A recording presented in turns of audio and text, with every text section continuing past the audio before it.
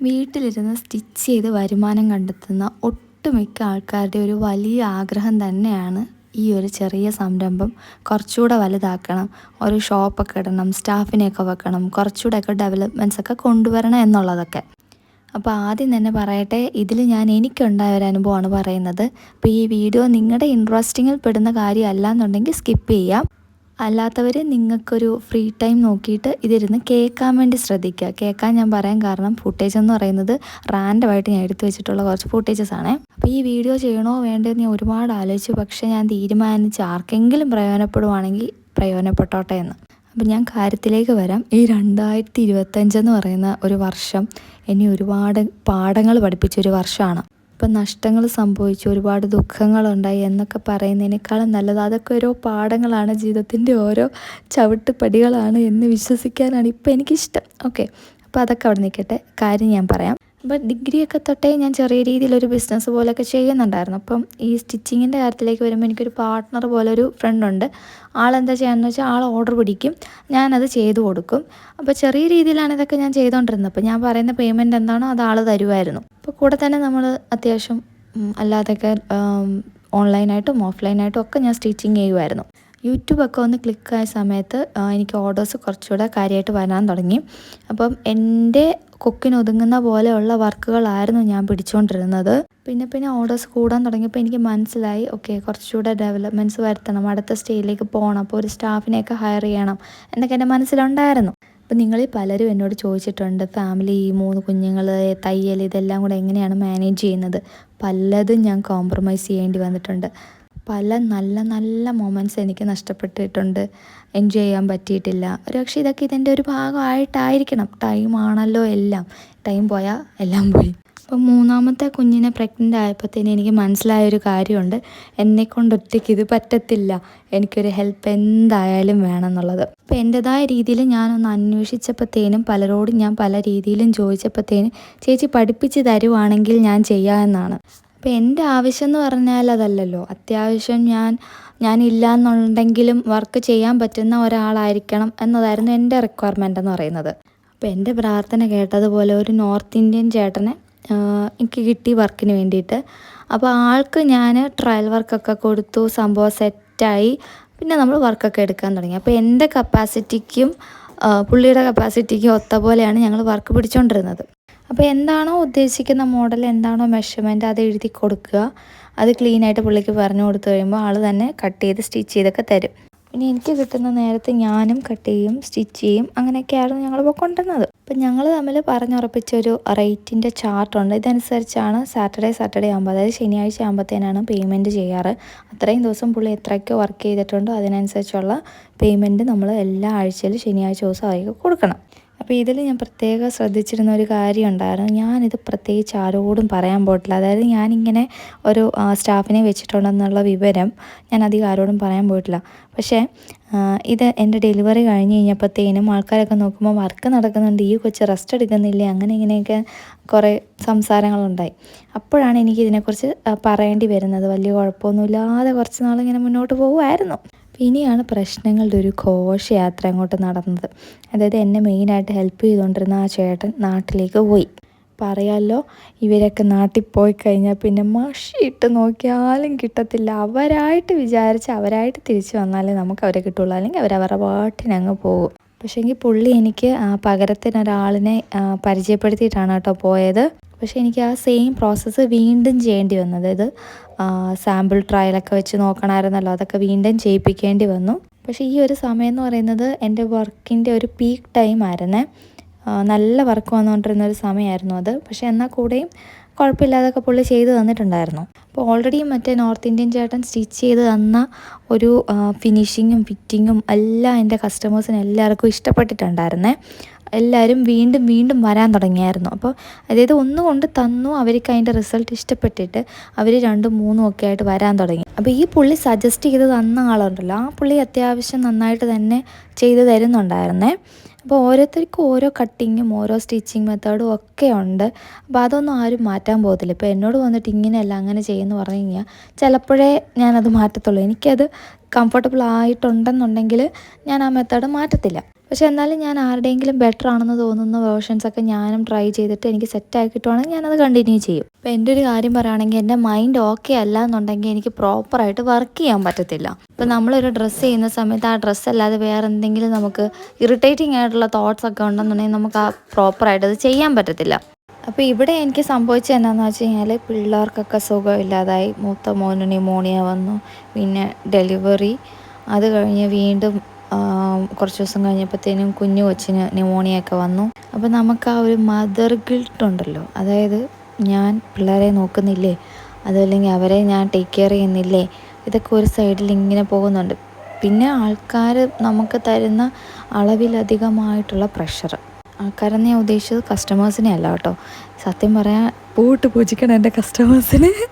അവരൊത്തിരി compromise ചെയ്തിട്ടുണ്ട്. ഒത്തിരി അവർ എന്താ പറയുക, പോട്ടെ സാരമില്ല, ഓരോരോ ഇഷ്യൂസ് വരുമ്പോഴത്തേനും എന്നെക്കാളും എന്നെ ടേക്ക് കെയർ ചെയ്യുന്നത് അവരാണ്. അപ്പോൾ അതാണ് ഞാൻ പറഞ്ഞത്, കുറേ കാര്യങ്ങൾ നമ്മൾ കോംപ്രമൈസ് ചെയ്യേണ്ടി വരുമെന്നുള്ളത്. പിന്നെ പോയിട്ട് എനിക്ക് ആ ബിസിനസ്സിലേക്ക് ഒന്നും അങ്ങോട്ട് ശ്രദ്ധിക്കാൻ പറ്റുന്നില്ല. എല്ലാം കൂടെ ഒരു ഹെക്ടിക് മൂഡായിപ്പോയി.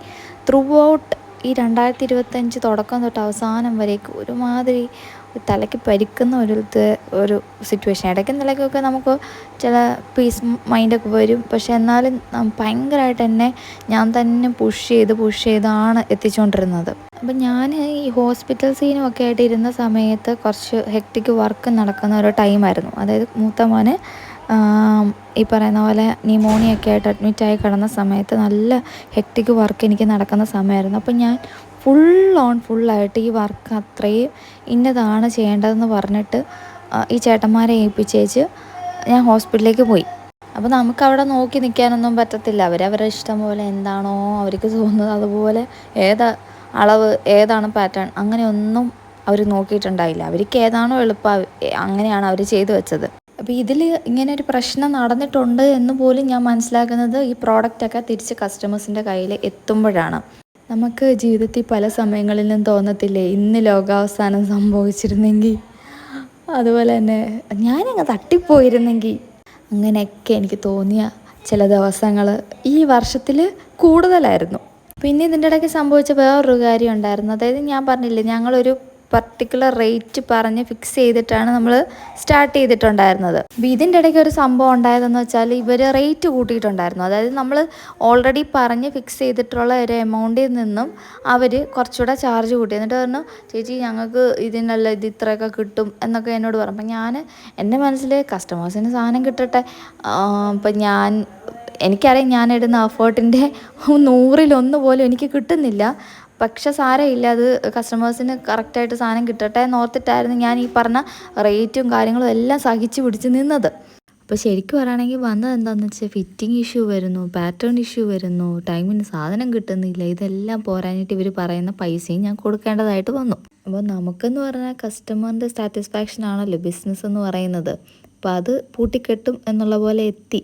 പിന്നെ എനിക്ക് ഒരു തോട്ട് വരാൻ തുടങ്ങി. അതായത് ഇപ്പം ഞാൻ ഒറ്റയ്ക്കാണ് ചെയ്തുകൊണ്ടിരുന്നതെങ്കിൽ എൻ്റെ കൊക്കിന് ഒതുങ്ങുന്ന വർക്കേ ഞാൻ പിടിക്കുകയുള്ളൂ. അങ്ങനെ ചെയ്യുമ്പോൾ ഈവൻ ദോ കുറച്ച് ലേറ്റ് ആയാൽ പോലും, കൊടുക്കാൻ ലേറ്റ് ആയാൽ പോലും നൈറ്റിലൊക്കെ ഇരുന്ന് സ്റ്റിച്ച് ചെയ്ത് പിറ്റേ ദിവസം കൊടുക്കുമായിരുന്നു.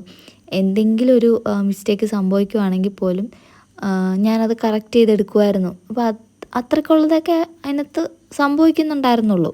അപ്പം മര്യാദയ്ക്ക് സാധനം ചെയ്ത് കൊടുത്ത് പൈസ മേടിച്ച് എൻ്റെ കാര്യങ്ങൾ നടത്തേണ്ട ഞാനിപ്പം അടുത്ത സ്റ്റെപ്പ് വെക്കാമെന്ന് ഓർത്ത് സ്റ്റാഫിനെയും വെച്ച് പ്രൊഡക്ഷനും ചെയ്ത് എന്ത് പറ്റിയെന്ന് വെച്ചാൽ ഇപ്പം ഞാൻ കടക്കാരിയായെന്ന് പറയാം. അപ്പോൾ ഈ കസ്റ്റമർ ഫീഡ്ബാക്ക് എന്ന് പറയുന്ന സംഭവം ഭയങ്കര ഇമ്പോർട്ടൻ്റ് ആണെന്ന് ഞാൻ പറഞ്ഞില്ലേ. അപ്പോൾ ഞാൻ വർഷങ്ങളായിട്ട് എൻ്റെ ഒരു കസ്റ്റമർ സർക്കിളിൽ നിൽക്കുന്ന ആൾക്കാർ എന്നോട് പറയാൻ തുടങ്ങി, സൂര്യ തയ്ച്ച് തന്നാൽ മതി, അവരെ കൊണ്ട് ഇനി തയ്പ്പിക്കേണ്ട, കാര്യം ഫിനിഷിംഗ് ഒക്കെ ഉണ്ടെങ്കിൽ സ്വല്പം എന്താ പറയുക, ഫിനിഷിങ് കുറഞ്ഞാലും കുഴപ്പമില്ല, സൂര്യ തന്നെ ചെയ്തു തന്നാൽ മതി എന്ന് പറയാൻ തുടങ്ങി. അതിലൊരു 99% കസ്റ്റമേഴ്സ് എൻ്റെ സിറ്റുവേഷൻ മനസ്സിലാക്കി തന്നെയാണ് നിന്നിട്ടുള്ളത്. അതായത് ചോർന്നു പോയ എൻ്റെ എല്ലാ ധൈര്യവും എൻ്റെ സന്തോഷവും ഒക്കെ അവരാണ് ഒന്ന് ബൂസ്റ്റപ്പ് ചെയ്ത് തന്നുകൊണ്ടിരുന്നത്.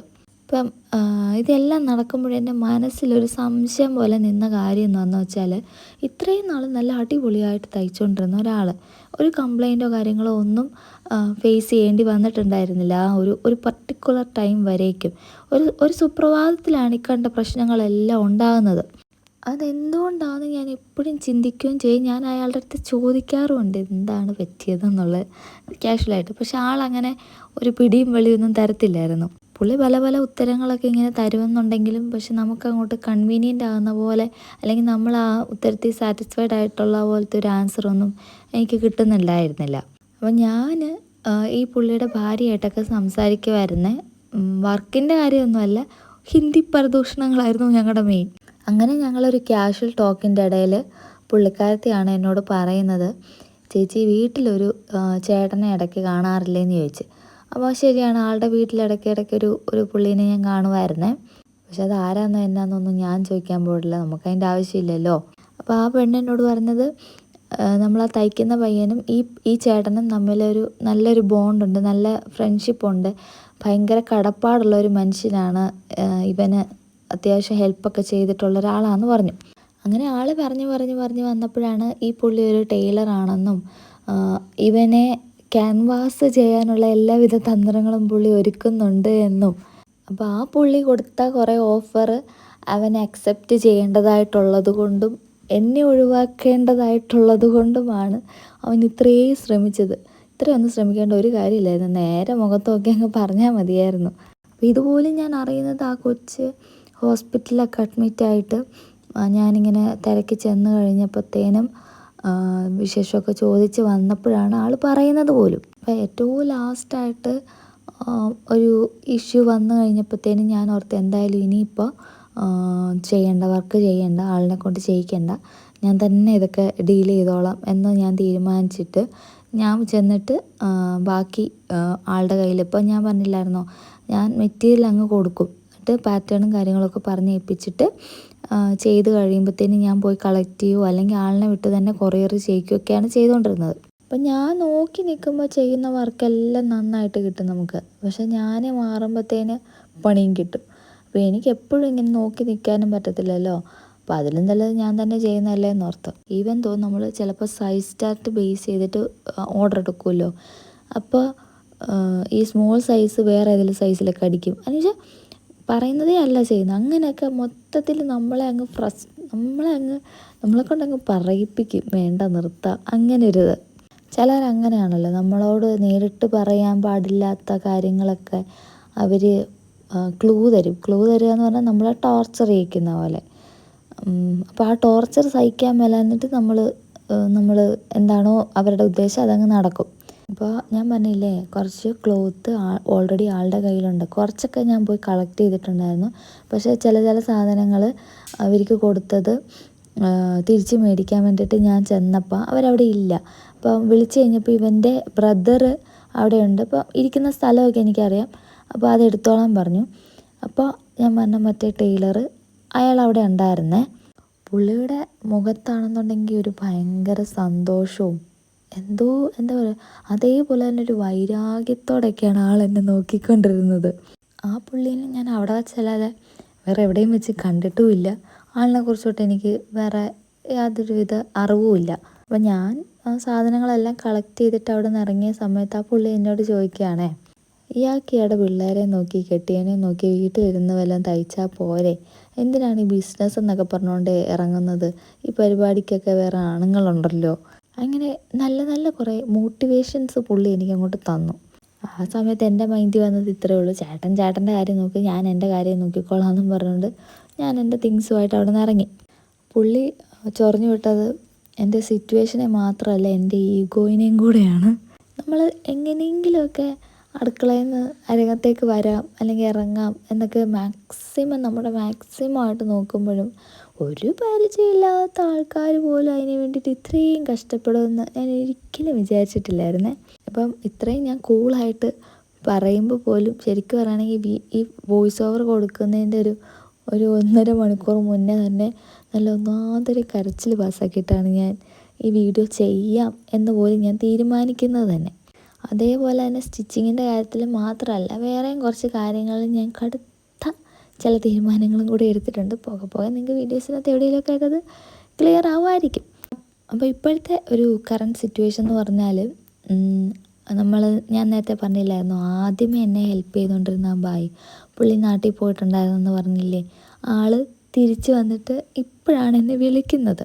ഇപ്പം ഇതുപോലെ ഷോപ്പ് നടത്തുന്നതോ അല്ലെങ്കിൽ യൂണിറ്റ് നടത്തുന്നവരോ ഇവർക്കൊക്കെ ഈ പറയുന്ന കാര്യം പുത്തരി ആയിരിക്കത്തില്ല. കാരണം നിപ്പി ഇവർ മായാവിയായിട്ട് ഓടുന്നതും നിപ്പി ഇവർ പ്രത്യക്ഷപ്പെടുന്നതും അവർക്കൊക്കെ സുപരിചിതമായിരിക്കും. ഞാൻ ഒരുപാട് പേര് സംസാരിച്ചപ്പോഴത്തേനും അവരും ഇതൊക്കെ പറഞ്ഞിട്ടുണ്ടായിരുന്നു, ഇങ്ങനെയൊക്കെയാണ് നടക്കുന്നത് എന്നുള്ള കാര്യം.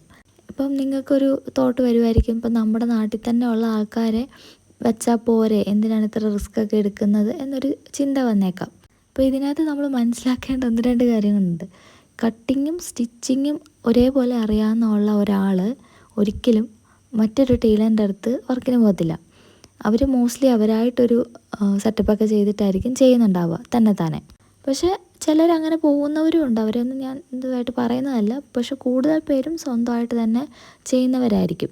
പിന്നെ വരുന്നൊരു പ്രശ്നം വെച്ചാൽ ചിലരെങ്കിലും നമ്മുടെ അടുത്ത്, എൻ്റെ അടുത്ത് ഒത്തിരി പേര് ചോദിച്ചിട്ടുണ്ടായിരുന്നു, പഠിപ്പിച്ച് തരാമോ, അങ്ങനെയാണെങ്കിൽ ഞങ്ങൾ നിൽക്കാം. പക്ഷേ ഇതിനകത്തുള്ള പ്രശ്നം, എനിക്ക് പഠിപ്പിച്ച് കൊടുത്തുകൊണ്ടിരിക്കാനുള്ളൊരു സമയം ഇതിൻ്റെ അകത്തില്ല. പിന്നെ പോയിട്ട് ഞാൻ പറഞ്ഞില്ലേ, ഞാനില്ലെങ്കിൽ പോലും ഒരു ദിവസം ഇപ്പോൾ എനിക്ക് പിള്ളേരുള്ളതല്ലേ, നമുക്കും എന്തെങ്കിലുമൊക്കെ ബുദ്ധിമുട്ടാണ്, എന്തെങ്കിലും ഒരു ദിവസം വർക്ക് ചെയ്യാൻ പറ്റിയില്ല എന്നൊക്കെ തോന്നുന്ന ഒരു സിറ്റുവേഷനിൽ അവർക്കും കൂടെ എല്ലാം മാനേജ് ചെയ്യാൻ പറ്റുന്ന രീതിക്കാണെങ്കിൽ മാത്രമേ നമുക്കത് ചെയ്തെടുക്കാൻ വേണ്ടി പറ്റുള്ളൂ. ഇപ്പോൾ സ്റ്റിച്ചിങ് ആണെങ്കിലും ബിസിനസ് ആണെങ്കിലും ഇപ്പോൾ എൻ്റെ കൊക്കിന് ഒതുങ്ങുന്ന പോലെയുള്ള പരിപാടികൾ എന്തായാലും ഞാൻ പിടിക്കുന്നുള്ളൂ കുറേ നാളത്തേക്കിന്. പിന്നെ ഒരു സാഹചര്യമൊക്കെ വരുമ്പോഴത്തേനും അടുത്ത് എസ്റ്റാബ്ലിഷ് ചെയ്യാം എന്നാണ് ഇപ്പോഴത്തെ എൻ്റെ ഒരു ആലോചന. പിന്നെ നിങ്ങൾ ദൈവത്തെ ചില ആൻറ്റിമാരൊക്കെ പറയുന്ന പോലെ പിള്ളേരെ നോക്കിയിരിക്കുക, പിന്നെ പോയിട്ട് ഇതൊക്കെ പിന്നെയാണെങ്കിലും ചെയ്യാം, പിന്നെന്താണ് ഇവരൊക്കെ വലുതാവട്ടെ, ദൈവത്തെ ഓർത്ത് അങ്ങനെ മാത്രമാണെന്ന് പറയരുത്. നല്ല പ്രായം ഇപ്പോഴേ നമുക്ക് വെച്ചാൽ എനിക്ക് പിള്ളേരെയും വേണം, പിള്ളേരെയും നോക്കണം എന്ന ഒരു സൈഡിൽ കൂടി ഇത് നടന്നും പോകണം. അത് അതിമോഹമാണോ അത്യാഗ്രഹമാണോ എന്നൊന്നും എനിക്കറിയത്തില്ല.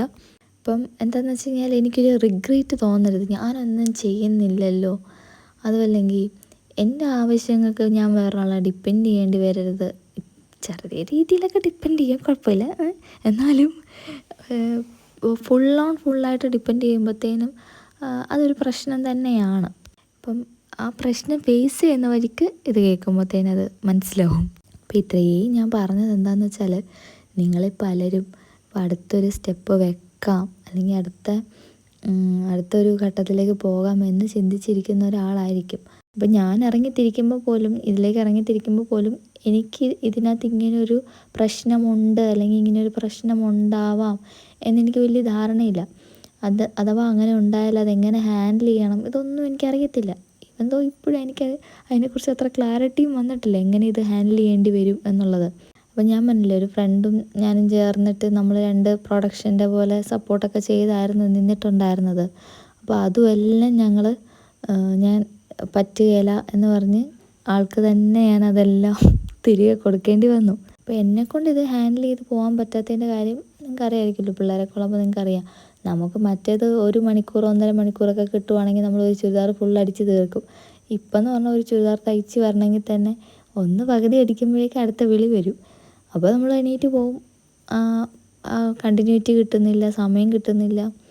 അതൊക്കെ ഞാൻ പറയാതെ തന്നെ നിങ്ങൾക്ക് അറിയാം. അപ്പോൾ ഇങ്ങനെ സംഭവിക്കും.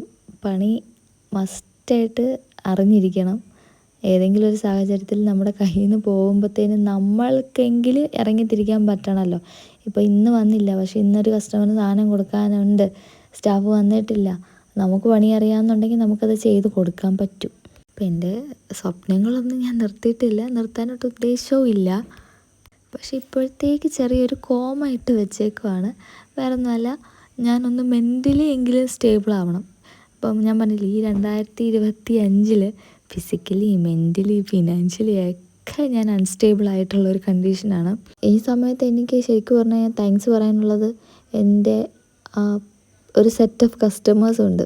അതായത് ഇതിനകത്ത് കുറച്ച് സ്ട്രഗിൾ ചെയ്യേണ്ടി വന്ന കുറച്ച് കസ്റ്റമേഴ്സ്, അവരോട് എങ്ങനെ താങ്ക്സ് പറയണമെന്ന് പോലും എനിക്കറിയില്ല. കാരണം ഞാൻ നേരത്തെ പറഞ്ഞ പോലെ അവരായിരുന്നു എനിക്കൊരു താങ്ങും തണലുമായിട്ട് നിന്നത്. ഞാൻ എൻ്റെ വിഷമമൊക്കെ പറയുമ്പോഴും അല്ലേ ചേച്ചി ഇങ്ങനെ സംഭവിച്ചു അങ്ങനെ സംഭവിച്ചു എന്നൊക്കെ പറയുമ്പോഴേക്കും അവർ പോട്ടെ സാരമില്ല, കൂളാവ്. ഇപ്പോൾ പിള്ളേരൊക്കെ ആശുപത്രിയിൽ കിടക്കുന്ന സമയത്ത് അല്ലെങ്കിൽ അതിൻ്റെതായ റിലേറ്റഡ് ആയിട്ടുള്ള ഓരോ പ്രശ്നങ്ങളൊക്കെ എനിക്ക് വരുമ്പോഴത്തേനും ഓരോ കോളും ഇവരുടേതാണ്. അവരവരുടെ പ്രോഡക്റ്റിന് വേണ്ടിയിട്ടാണ് വിളിക്കുന്നത്. പക്ഷേ എൻ്റെ സിറ്റുവേഷൻ കേൾക്കുമ്പോഴത്തേനും പോട്ടെ സാരമില്ലടാ, കുഞ്ഞുങ്ങളുടെ കാര്യമല്ലേ, അല്ലെങ്കിൽ ഫാമിലിയിലല്ലേ, അവരെന്നെ കാമാക്കുക, അവരെന്നെ കൂളാക്കുകയാണ് ചെയ്യുന്നത്. എനിക്കറിയത്തില്ല എങ്ങനെയാണ് അത് എക്സ്പ്ലെയിൻ ചെയ്ത് തരേണ്ടതെന്ന് പോലും. എല്ലാവർക്കും ഇങ്ങനെ സംഭവിക്കും, അതോ റൂഡായിട്ട് ബിഹേവ് ചെയ്യുന്ന കസ്റ്റമേഴ്സും ഉണ്ട്, എനിക്കറിയാം. പക്ഷേ എന്തോ ഭാഗ്യം പോലെ ആ സമയത്ത് എനിക്ക് വന്നു ചേർന്ന എല്ലാ കസ്റ്റമേഴ്സും ഭയങ്കര നൈസായിരുന്നു. പക്ഷേ പ്രത്യേകം എന്നോട് ആൾക്കാർ പറഞ്ഞതാണ് അവരുടെ സ്റ്റിച്ചിങ്ങിൻ്റെ ഫിനിഷിങ് അടിപൊളിയാണ്, പക്ഷേ ഇതാണൊരു പ്രശ്നം എന്നിങ്ങനെ പറയുമായിരുന്നു ഇടയ്ക്കിടയ്ക്ക്. എനിക്കത് കേൾക്കുമ്പോൾ ഭയങ്കര സങ്കടം വരുമായിരുന്നേ. അപ്പം ചിലപ്പോഴൊക്കെ ഈ ഡബിൾ മൈൻഡഡ് ആയിട്ട് ഞാൻ ചിന്തിക്കും. അതായത് എല്ലാം നിർത്താം, സ്റ്റിച്ചിങ് പരിപാടിയെ മൊത്തത്തിൽ നിർത്താം, എന്നിട്ട് ഈ പറയുന്ന പോലെ വീടും കുട്ടിയും ഒക്കെ നോക്കി അങ്ങനെ അങ്ങ് ഇരിക്കാം എന്നൊക്കെ ഞാൻ ചിന്തിക്കും. പക്ഷേ അപ്പോഴും എൻ്റെ മനസ്സിൽ ഇപ്പം നിങ്ങൾ വിചാരിക്കും, നിങ്ങൾ നന്നായി കഷ്ടപ്പെട്ട് ഒരു ഫുഡ് ഉണ്ടാക്കി ഒരാൾക്ക് കൊടുക്കുന്നു, ആ ആൾ അത് കഴിച്ചിട്ട് അടിപൊളിയാണ് അല്ലെങ്കിൽ സൂപ്പറായിട്ടുണ്ടെന്ന് പറയുമ്പോഴത്തേനും നമുക്ക് കിട്ടുന്നൊരു സുഖമുണ്ടല്ലോ. അതുപോലെ തന്നെയാണ് ഈ സ്റ്റിച്ച് ചെയ്ത് സാധനം അവർക്ക് കൊടുത്ത് അവരത് ഇട്ട് അവരത് വേറെ ഇത് അടിപൊളിയാണെന്നൊക്കെ പറയുമ്പോഴത്തേനും നമുക്ക് കിട്ടുന്നൊരു ഫീലുണ്ട്, ഒരു സന്തോഷമുണ്ട്.